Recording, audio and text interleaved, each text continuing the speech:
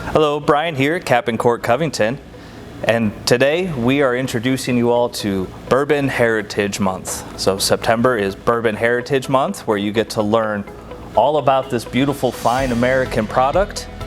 And today we're going to just kind of dive into the history of it a little bit. We've talked a lot about mash bills and flavor profiles and all of those fun things, but we really haven't ever gotten into where does bourbon come from? How did it get to us? How did it become the wonderful thing that we all love and drink here? So we kind of go all the way back to the founding of this country, when we had lots of immigrants that came over. We were all immigrants at some point in time in this country. And we brought a history of distilling with us. Strong German distilling, strong Irish, Scottish, English. The French did it. Everybody had distilling brought with them. And one thing that America is really great at is growing things. So as we grew the grains and they found it and we were a breadbasket, we of course turned it into alcohol because that's what we're good at, and it's delicious. So bourbon then falls into, where did the name come from? So rye and apple brandy were kind of the original American spirits. So where did bourbon come from?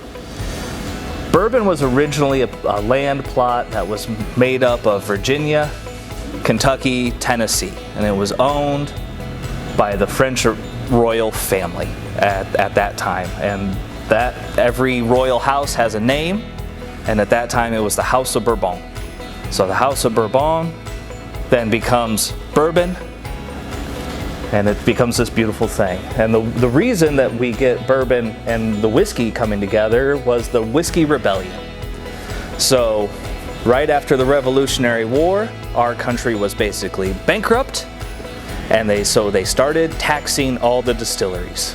And as you know, with America, there are two things that we held very sacred to ourselves: is our alcohol and our firearms. And at that point in time, they were making sure all of those were protected. So there was a rebellion. They had to rise up, and a lot of people left the 13 colonies and went to Tennessee and went to Kentucky.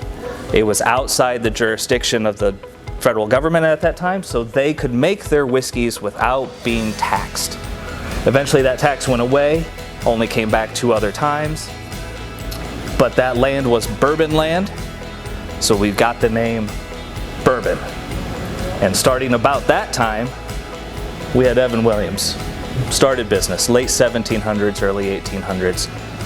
They are DSP KY #1. They are the first active distillery in this great country that makes bourbon. So we have the example of the Bottle and Bond, which is a fantastic thing we'll dive into in a later episode. What is bourbon?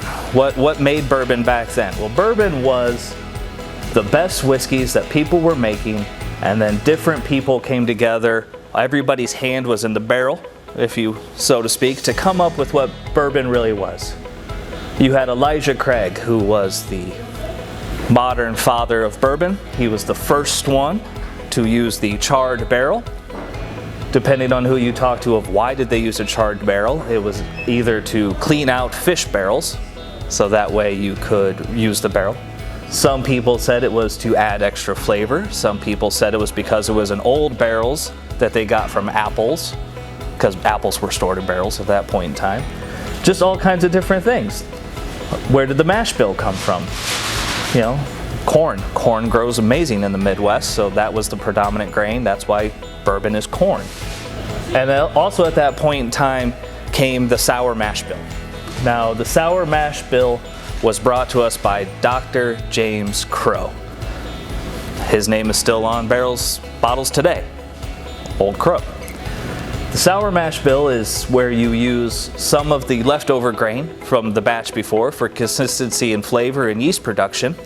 Keeps these bourbons tasting fantastic, and that was actually started at the grounds of where the original Woodford distillery was. He owned those grounds. It then turned into Latrobe Distilling, and then it turned into Woodford in the 1990s.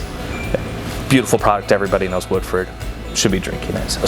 So you really can't talk about the history and heritage of bourbon without talking about the Maker's Mark Distilling Company. So it started with the Samuels family in the late 1780s. They are on their 8th generation of Samuels involved in the distillery.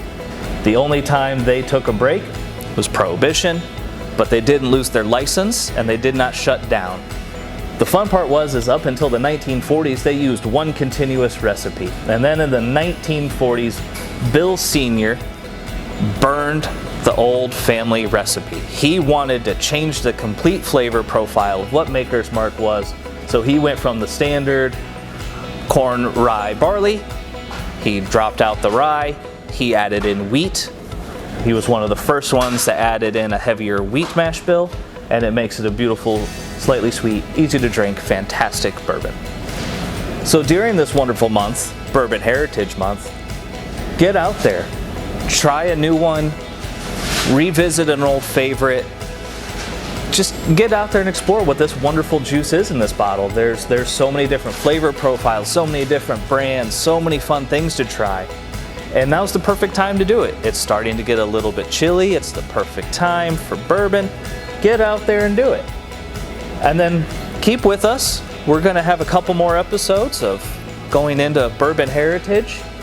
And what would you be curious about? We've got maybe some Q&A in a couple videos. Let us know what kind of questions you have about bourbon that you've always been curious about, and we'll see what we can get answers for you. So cheers to this wonderful month. Enjoy yourself some bourbon.